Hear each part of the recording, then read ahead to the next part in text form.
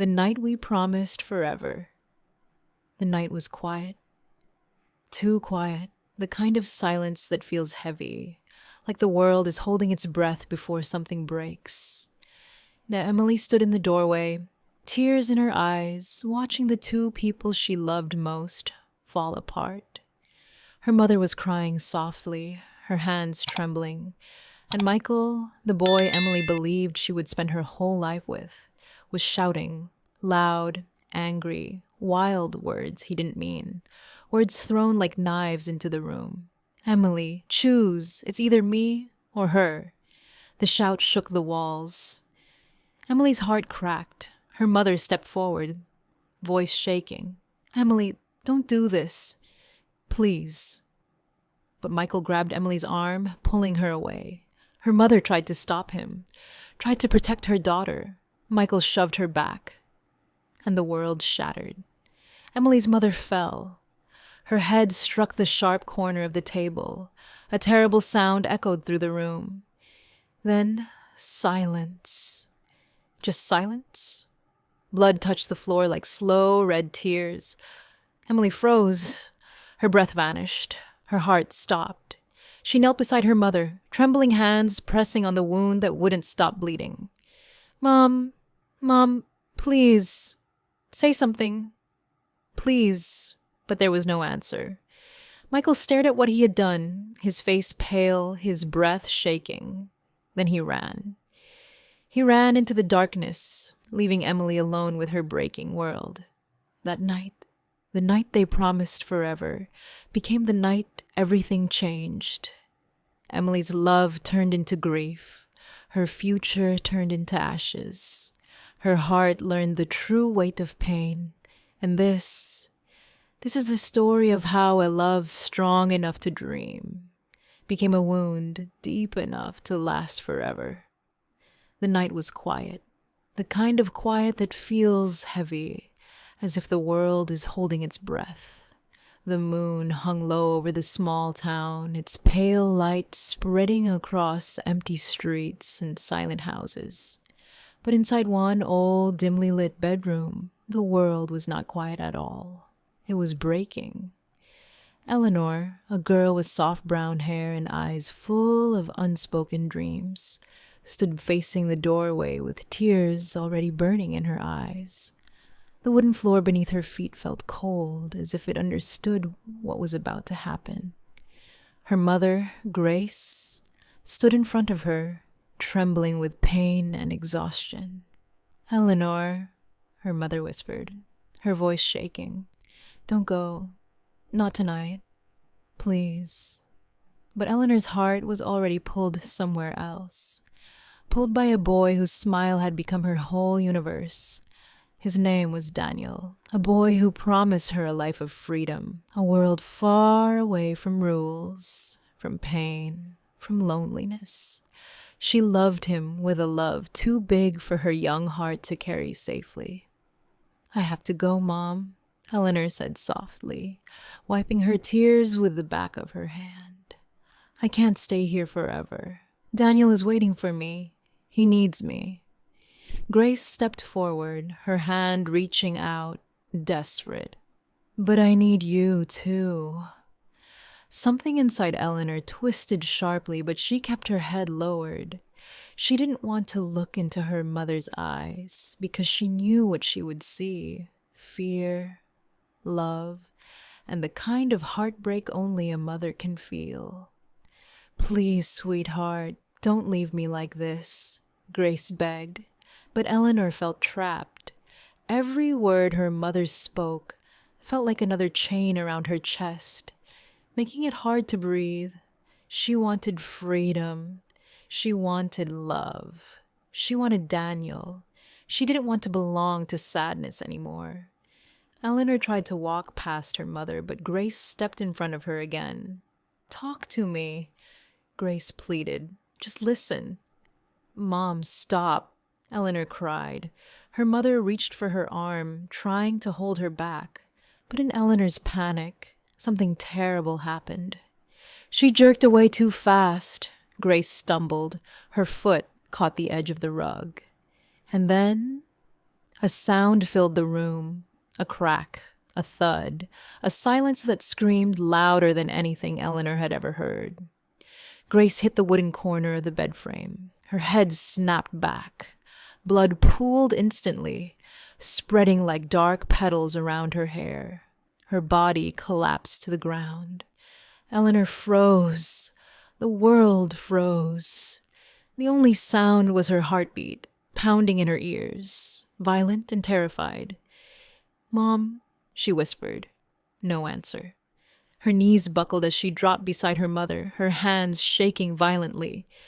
Mom, please look at me. Please, please." Her voice cracked into a painful sob. Grace's eyes fluttered halfway open, unfocused, heavy.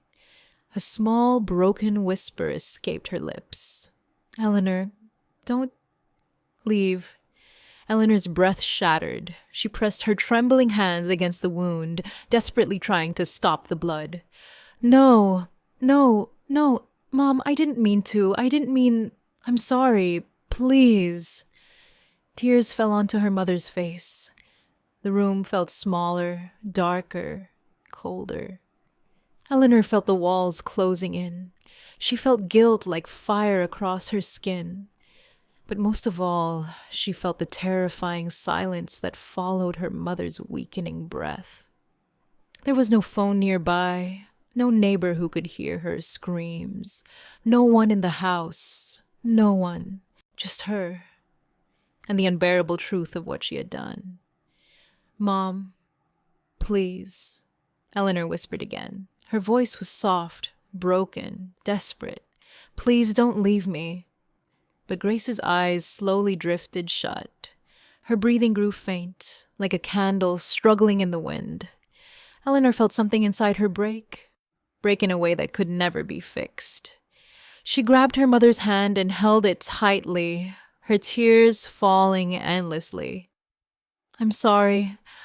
I'm so sorry. I didn't want this. I didn't want to hurt you." But the silence only deepened. The house, once warm with her mother's gentle voice, now felt like a tomb. Eleanor pressed her forehead against her mother's chest, shaking violently. She didn't know how long she stayed there. Minutes? Hours? Time didn't matter. The world was gone. Everything good was gone. Until a vibration. Her phone buzzed in her pocket. It was a message from Daniel. "I'm waiting. Are you coming?" Eleanor stared at the screen through tear-blurred eyes. Her heart pushed and pulled, torn between two impossible worlds. Her dying mother, her waiting lover, her guilt, her desire to run, her fear, her promise. Her soul felt split in half. She looked back at her mother, then at the door, then at the message again. Her breath trembled. Her heart whispered something she didn't want to hear. You can't undo what happened, but you can still choose what happens next. The weight of this moment, this impossible, unbearable moment, settled over her like a shadow. And as the night deepened outside the window, Eleanor stood between love and loss, between guilt and escape, between who she had been and who she feared she might become. It was the night when everything changed, the night she lost a part of her heart, the night she would never forget, the night she and Daniel had promised forever, a promise now covered in blood. Emily did not remember how long she sat on the cold floor after Daniel fainted. The night felt strangely silent around them, as if the whole world was holding its breath, afraid to make a sound. The air smelled like dust and old wood mixed with something sharper, fear. Her heartbeat thudded violently in her chest, each beat louder than the last, echoing in her ears like a warning she could not escape. Outside, the wind pressed against the windows, making them rattle softly. But inside that lonely hallway, everything felt frozen. Emily's hands trembled violently as she touched Daniel's cheek. His skin felt warm, but lifeless. His breathing was shallow. His eyelashes rested peacefully, almost as if he were only sleeping. But Emily knew this was not sleep. This was the moment life paused to ask a question. Are you ready to face what comes next? She wasn't. Tears built in her eyes again, heavy and hot. She tried to blink them away, but they spilled over, falling onto Daniel's shirt, leaving small, dark stains on the fabric. She touched his hair gently, her voice breaking. Daniel, I'm here. I'm not leaving you. Please wake up. Her words dissolved in the empty house. After a few long minutes, Daniel stirred. His eyelids twitched. His fingers moved slightly. Emily gasped, leaning closer. His voice came weak and cracked. Is she alive? Emily, tell me she's alive. Emily swallowed hard. She wanted to lie, to protect him. For a second, her mind begged her to say yes, even though she had seen the truth with her own eyes. But she couldn't. Her silence was enough. Daniel's face twisted with a pain so raw, so deep, it felt like the floor beneath them trembled. He pushed himself up, though his body shook, his breath unsteady. He pressed both hands against his face, whispering through broken sobs, What have I done? What did I do? God, Emily, I killed her. I killed my own mother. Emily grabbed his hands, pulling them down gently so she could look into his eyes.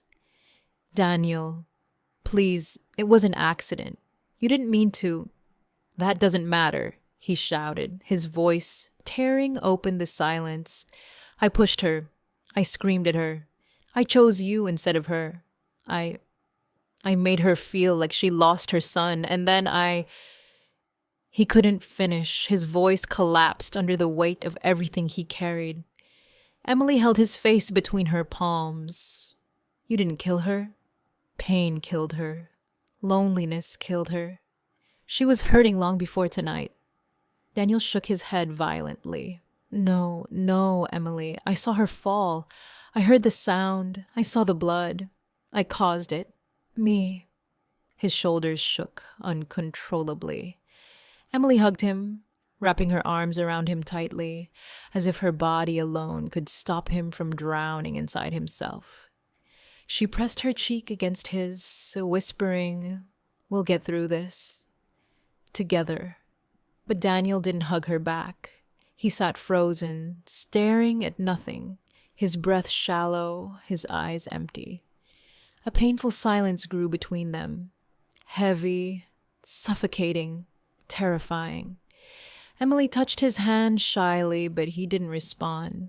That silence felt like a small crack in their forever. For hours, they just sat there. The police lights outside flickered through the windows, washing the walls in blue and red. Voices echoed faintly from outside, neighbors whispering, officers speaking, radios buzzing. Daniel didn't look up. Emily sat beside him, rubbing his arm slowly, hoping it would anchor him back into himself. When the officers finally entered gently and took the body away, Daniel could not watch. He covered his ears, squeezed his eyes shut, and whispered over and over, I'm sorry, Mom. I'm sorry. I'm sorry. Emily pressed her forehead to his shoulder, her own tears falling quietly. Her heart broke not just for his mother, but for him, for the boy who never wanted to hurt anyone, yet found himself responsible for the worst pain imaginable. When the house became silent again, Daniel finally spoke. His voice was strange, soft, hollow, almost absent. Emily, maybe you should go home. Emily's heart clenched. She shook her head quickly. No, I'm staying with you. Daniel looked at her for the first time since waking. His eyes were dull, full of shame and fear. You shouldn't be here, he whispered. You shouldn't be with someone like me. Emily grabbed his shoulders.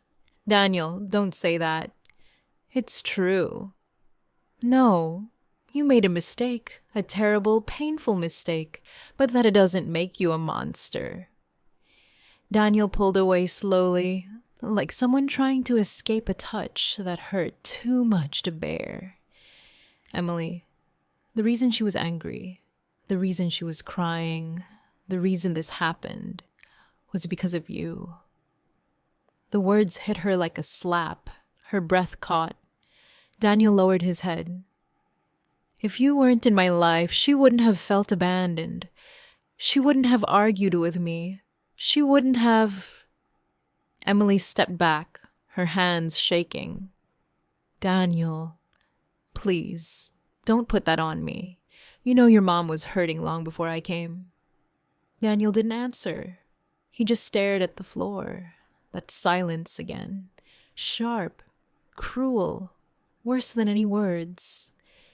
Emily felt something crumble inside her, a small, fragile part of her hope.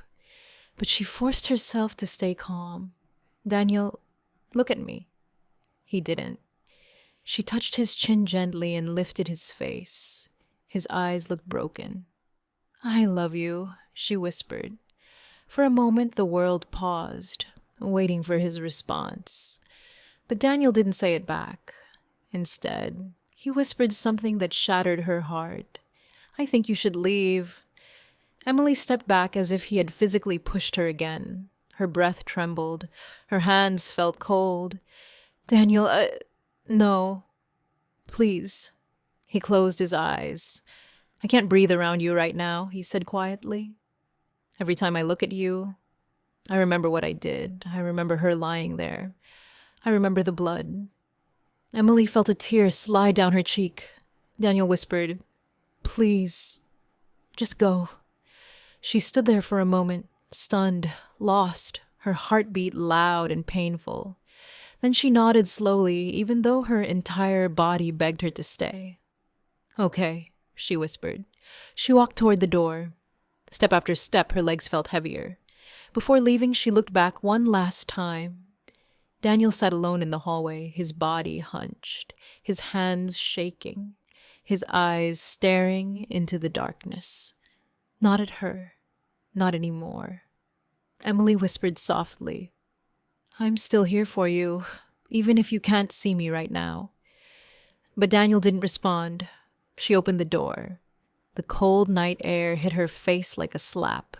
She stepped outside, and the door closed behind her with a quiet, final click, a sound that felt like the beginning of a heartbreak she wasn't ready for. The hallway outside the hospital room felt colder than winter. Ethan leaned his forehead against the wall, his breath shaking, his hands trembling in the dim light.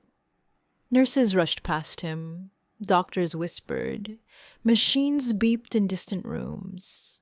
But all he could hear was the echo of his own heartbeat hitting his ears like a hammer. He closed his eyes, but closing them only made everything worse. He saw Emma's mother falling again. He saw the blood again. He saw Emma's terrified face again. He heard his own voice shouting in anger, words he wished he could rip out of existence. God, what have I done? He whispered, his voice breaking. He slid down the wall until he was sitting on the cold floor, his arms wrapped around his knees, tears falling silently. Every emotion inside him felt too heavy, too violent, too sharp for his body to hold. Minutes passed, or hours. He couldn't tell. At some point, he saw the doctor walking toward him. Ethan lifted his head slowly, every muscle heavy with fear. The doctor's expression was serious. Her condition is critical, he said quietly. She lost a lot of blood. We're doing everything we can. Ethan swallowed hard, the guilt stabbing deeper into his chest. Was it the fall? He asked, though he already knew the answer. The doctor hesitated. Yes. It caused a severe head injury. We need to keep her under observation for the next 24 hours. That will tell us everything. Ethan lowered his face, tears dripping onto his hands. "I didn't mean to," he whispered. "I didn't mean for any of this." The doctor placed a gentle hand on his shoulder. "Sometimes pain comes from accidents. What matters now is what you do moving forward." But Ethan heard the words only as echoes. In his mind, he was drowning. Behind him, a soft voice whispered, "Ethan?" He looked up and saw Emma standing there, weak, pale, eyes swollen from crying, her hospital bracelet dangling from her wrist. She had woken earlier and refused to stay in her bed. She came looking for him because even in her own pain, she needed answers. Ethan stood quickly, wiping his tears in panic. "Emma, you're awake. You shouldn't be out here." She didn't let him finish. She walked toward him slowly, her steps unsteady. She stopped only inches away, her face trembling as she whispered, "Why did this happen?" Ethan felt the words hit him like a blade. "Emma, please. I swear I didn't want to hurt your mom. I was angry. Angry at everything, but not at her. His voice cracked.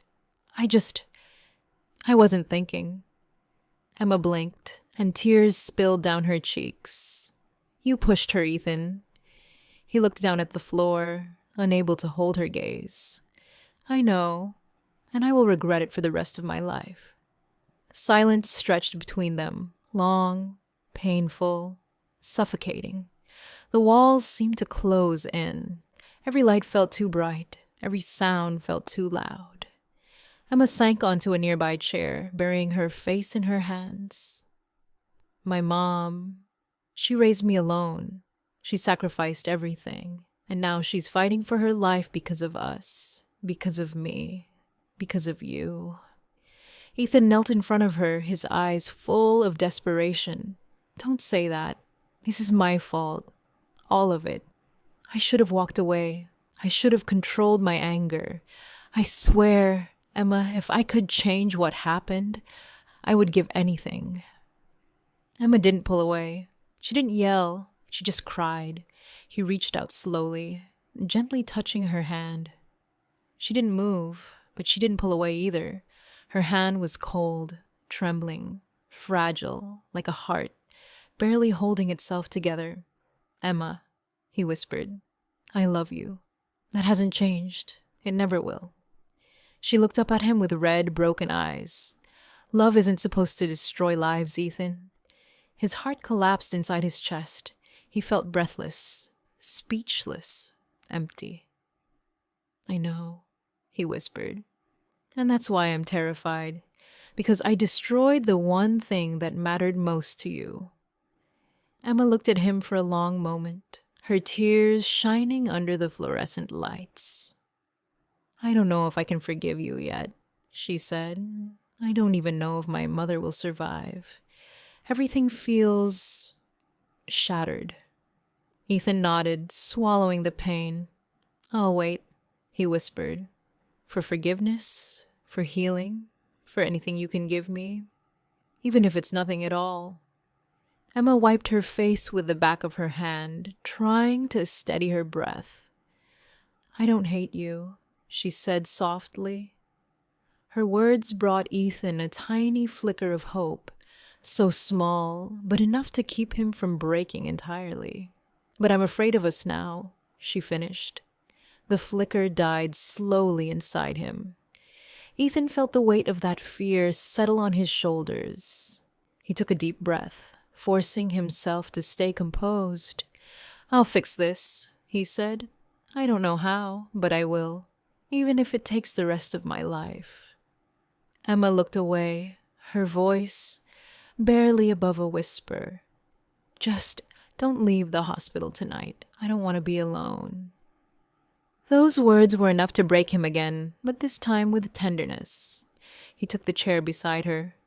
She leaned her head against the wall, exhausted, eyes swollen. Ethan sat quietly, not touching her, not speaking, just being there because she needed someone, even if it wasn't the same someone he once was. Hours passed. Nurses walked by. Machines beeped. The world slowly shifted into night. Emma eventually fell asleep in the chair, her breathing soft and uneven. Ethan watched her with a heart that ached deeper than any pain he had ever felt. He brushed a fallen strand of hair from her forehead and whispered, "I'm not leaving, Emma. Not tonight. Not ever. Unless you ask me to." His voice cracked at the end, but she was already asleep. Ethan stood, walked to the small window at the end of the hallway, and watched the dark sky outside. Rain began to fall. Soft at first, then harder, tapping against the glass like quiet tears. He closed his eyes and whispered into the storm, "Please, let her mother live. Don't punish Emma for my mistakes. Hurt me instead. Just please save her." The rain answered with silence. Behind him, Emma shifted in her sleep, her head falling to the side. Ethan rushed back quietly, gently adjusting her so she wouldn't slip from the chair. She didn't wake, but her fingers brushed against his, soft and unintentional. He froze. Then slowly, she wrapped her fingers around his. Not fully, not tightly, just enough to say, "I still need you. Not the same way, but I need you." Ethan felt his heart tremble. He sat beside her again, holding her hand as if holding something fragile, something that could break again, something he desperately wanted to protect. The storm outside grew stronger, and inside the hospital hallway, under dim lights, surrounded by fear, guilt, love, and hope. Ethan stayed awake the entire night, holding her hand, praying for a future he no longer felt he deserved, but a future he was still willing to fight for, with everything he had left. The days after their separation moved slowly, like time itself was wounded. The world kept turning, but for Ethan and Lily, everything felt frozen in a quiet, colorless pain. They woke up each morning, but they did not feel awake.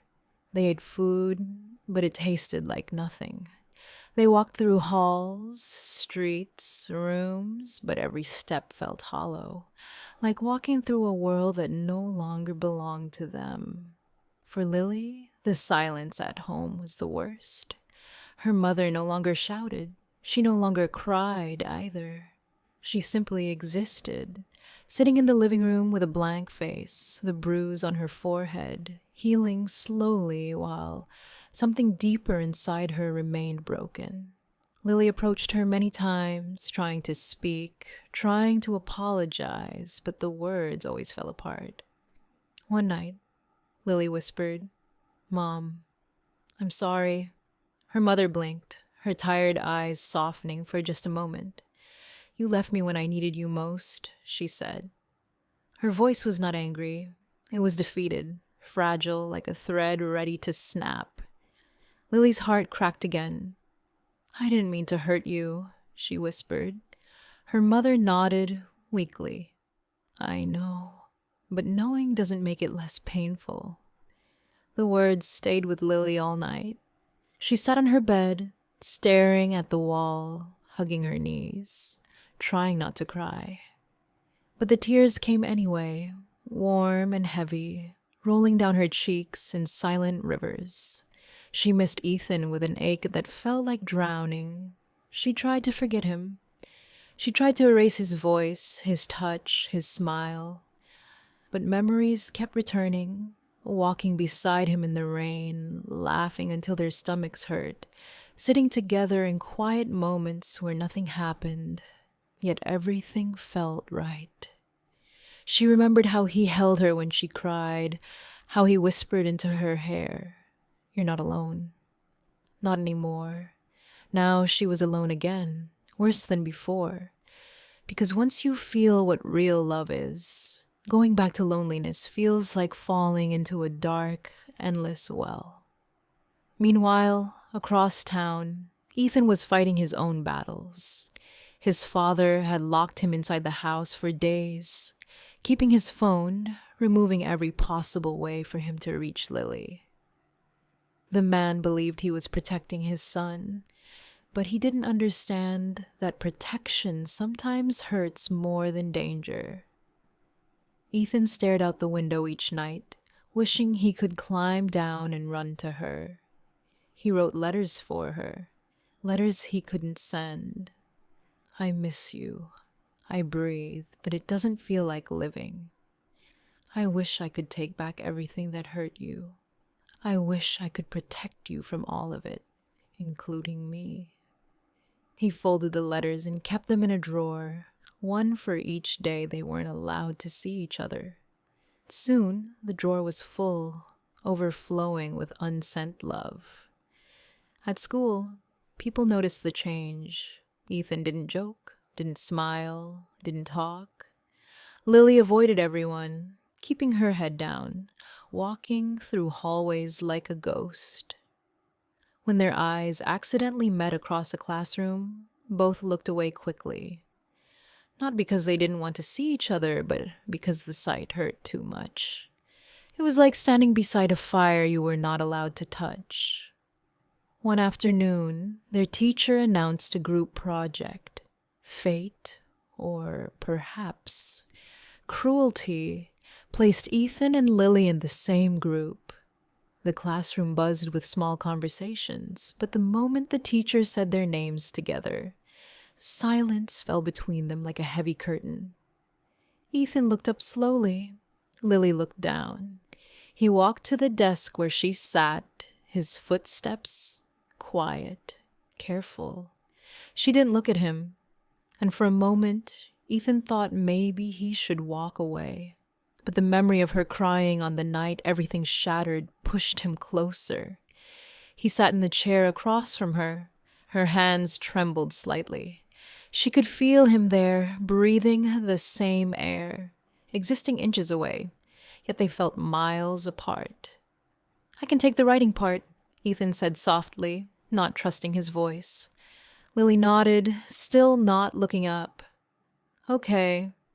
Her voice cracked on that single word, and Ethan's chest tightened painfully. He wanted to say, "I'm sorry." He wanted to reach out and hold her hand. He wanted to ask if her mother was healing. He wanted to tell her he still loved her, that he never stopped, not even for a heartbeat. But he said nothing. Lily opened her notebook, but her hand shook softly. Ethan noticed. He swallowed hard. "Are you okay?" he asked quietly. The question was gentle, almost broken. Lily froze. The sound of his voice so close made her eyes burn. She hated that she still loved him so much. She hated that hearing him ask about her felt like someone pressing a thumb against a bruise. She lifted her eyes slowly. Ethan's gaze met hers. Soft, desperate, full of things he wasn't allowed to say. And for a moment, they were the same two souls again. The ones who whispered promises under the stars. The ones who believed love could save them. But the present crashed back like a wave. "I'm fine," Lily whispered, though tears shimmered at the corner of her eyes. Ethan nodded, but his hands tightened into fists beneath the table. He wasn't fine. She wasn't fine. They were two broken hearts pretending they still knew how to beat. For the rest of the project, they worked in silence. Heavy, painful silence. And when the bell rang, Lily quickly gathered her things and stood. Ethan stood too. "Lily," she paused, her back trembling, but she did not turn around. He whispered, "I'm sorry I hurt you." Her breath caught. She squeezed her eyes shut. Without turning, she whispered, "I'm sorry too." She walked away quickly, afraid that if she stayed one more second, she would cry in front of him. Ethan watched her go, each step feeling like a thread snapping between them. Later that night, Lily sat by her window, listening to the quiet of the world. Her mother was asleep, the house calm, but inside Lily's heart, a storm raged. She whispered to the night, "Why does love hurt so much?" Across town, Ethan whispered into the darkness, "Why can't I stop loving her?" Two souls, two windows, two broken hearts staring at the same moon, thinking of each other, missing each other, needing each other, yet separated by pain, guilt, fear, and the fragile pieces of a night that broke everything. And though neither knew it yet, the storm inside them was only the beginning. The moment that would change their fate forever was coming. Emily walked out of the old bridge that night with trembling legs, as if every step carried 100 memories and 100 pieces of pain. The wind was cold and sharp, almost whispering through the leaves, carrying the echo of her own cracking voice. "Daniel, why did you make me promise forever? If you were going to break me like this..." Her hands were shaking. Her heart felt bruised. She kept walking because she didn't know what else to do. Her breath came out in broken little clouds, and sometimes she stopped just to hold her own chest, as if trying to stop the hurt from spilling out. Behind her, Daniel stood alone under the broken light of the bridge. His shoulders were shaking, but he didn't wipe the tears. He let them fall. He let the night take them. "Emily," he whispered into the darkness, "please don't walk away. I've already lost too much." But she couldn't hear him, and maybe she wouldn't have turned back even if she had. He leaned against the rail, his forehead touching the cold metal. There was a quiet inside him that felt dangerous, like a storm right after it breaks. For the first time in a long time, he felt like that scared boy again, the one who had watched life take everything from him, the one who vowed never to lose someone he loved. And yet, here he was now, losing the only girl who had ever held his soul gently. He whispered her name again, as if the sound could bring her back. "Emily." But the night swallowed his voice. Emily reached her tiny apartment long after midnight. Her hands were cold, her eyes swollen, her heartbeat uneven. When she closed the door behind her, she slid down to the floor, hugged her knees tightly, and cried into her palms. The kind of cry that doesn't make noise, the kind that hurts in the bones, the kind that comes from too much love and too much loss inside one heart. Her mind kept replaying everything: the crash, her mother's scream, Daniel's face when he let go of her hand, the fear, the fight, the shattering moment when she felt him disappearing from her life. Why did love have to hurt like this? Why did life keep asking her to be strong? Why did she always have to choose between the people she loved? She lifted her tear-wet face and whispered into the darkness, "Mom, I wish you were here. I wish you would tell me what to do." But the room stayed quiet, and Emily felt small, like a child again, lost, afraid, trying to carry a world too heavy for her shoulders. Daniel didn't go home that night. He walked. He walked until dawn, past empty streets, past silent houses, past the old church where he used to sit with Emily and dream about a future that felt so close and so possible. He stopped in front of those steps and sat down. He placed his elbows on his knees and buried his face in his hands. "What am I doing?" he whispered. "Why am I pushing her away when all I want is to pull her close?" But he knew why, because the last time he got too close to someone, life took them away, and Emily had become too precious, too important, too necessary. He was terrified of losing her, so instead, he pushed her away first. Cowardice disguised as protection. He didn't realize how much it damaged her until he saw the look in her eyes earlier. The look of someone who had been breaking for a long time, but was too gentle to say it. He lifted his head slowly, staring at the sunrise bleeding across the sky. "I can't let her go," he whispered, voice shaking. "Even if I'm afraid, I can't lose her too." A small breath left his chest, like a promise forming inside him. "I'll tell her everything. All of it. I'll stop hiding. I'll stop running." He stood up, not with confidence, but with resolve. The kind of resolve that grows from love that refuses to die.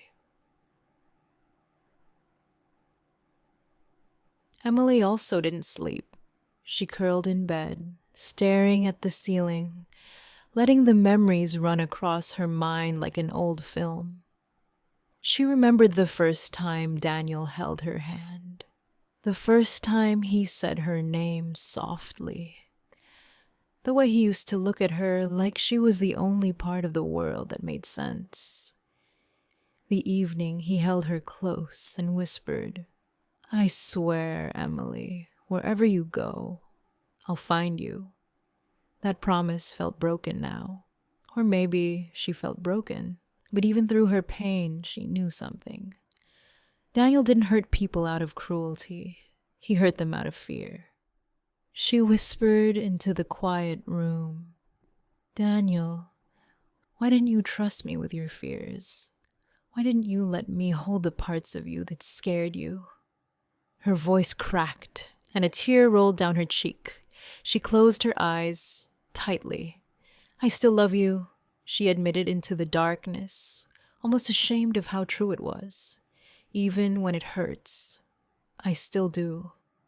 And it was that truth, soft, fragile trembling, that kept her awake as sunlight began to creep through her curtains. Across the city, Daniel hurried toward the street where Emily lived. His heart beat fast. Not from fear this time, but from the desperate hope that she would open the door, that she wouldn't shut him out, that he hadn't gone too far, that love could still be saved. But when he reached her building and climbed the stairs 2 at a time, he froze just outside her door. What if she didn't want to see him? What if she was done?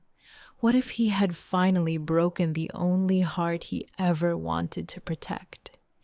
He lifted his hand to knock, but then he heard something on the other side, a quiet sound, a soft breath, or a soft cry. "Emily?" His voice barely escaped. Inside, Emily stiffened. She wiped her face with her sleeve, surprised and afraid to hope. Daniel leaned closer to the door. "It's me," he said softly, voice trembling. I need to talk to you, please." Emily pressed her palm against the door, breathing unevenly. For a moment, she closed her eyes. Part of her wanted to open it. Part of her wanted to tell him to go away. Part of her simply wanted to run into his arms and not pretend anymore. Before she could decide, Daniel spoke again. "I'm done hiding, Emily," he whispered. "I'm ready to tell you everything about that night, about your mom, about the promise, about why I pushed you away, and why I can't do it anymore." Her breath caught in her throat. Something warm moved inside her chest. Fear, hope, longing, love. Slowly, with trembling fingers, she reached for the lock. Daniel heard the small click. His heart almost burst. The door opened only halfway. Emily stood there, hair messy, eyes swollen from tears, wrapped in a soft hoodie that made her look breakable. Daniel swallowed hard. He had never seen her look so vulnerable, so human, so hurt. He whispered her name like a prayer. Emily. She didn't speak. Her lips trembled. Her fingers tightened around the door. He took one small step forward, not touching her, just lowering his voice until it became air. "I'm here," he whispered, "and I swear, I won't run this time." Emily felt something warm break inside her chest, a pain melting into softness. This wasn't forgiveness yet. This wasn't an ending. This was a beginning of truth, a beginning of healing, a beginning of the moment where everything unsaid would finally be spoken. Daniel lifted his eyes to hers. "Can I come in?" he asked quietly. Emily looked at him for a long, silent moment, her heart beat loud, her breath shaking, her soul trembling. Then finally, she stepped back slowly and let him inside.